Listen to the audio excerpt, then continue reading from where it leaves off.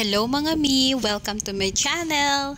Dahil walang pasok ang aming ate Candy sa kanilang school, so binigyan sila ng activity teacher sa bahay.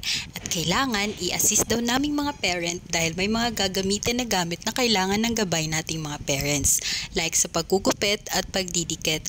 So, need ng gunting at glue. Pero dahil wala kaming glue dito sa bahay ay double adhesive tape na lang muna ang pamproxy. So ayun nga, need nila gumawa ng filling stick puppet. Ia-assist lang sila lalo na sa paggupit. Pero hayaan po sila ang gagawa para matuto. As per instruction ni teacher. Nakakatuwa lang si ate dahil active na active at magaling na rin naman siya kaya ang dali lang din niya para sa kanya na gumawa. With best effort pa yan since wala kaming colored paper.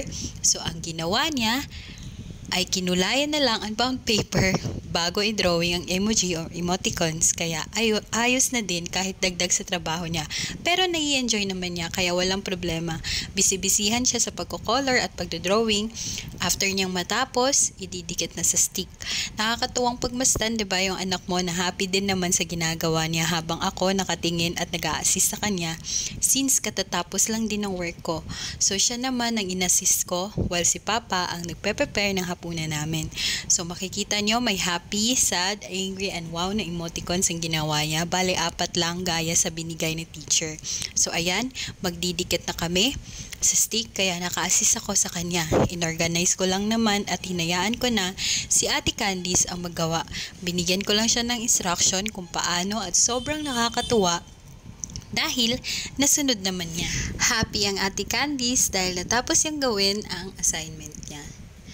And tada! Galing-galing ni ate, kasama pa ako sa picturean dahil request din ni teacher at after nito ako nakasabit na rin siya ng assignment niya sa teacher. Thank you for watching mga mi, sa susunod na mini vlog ulit.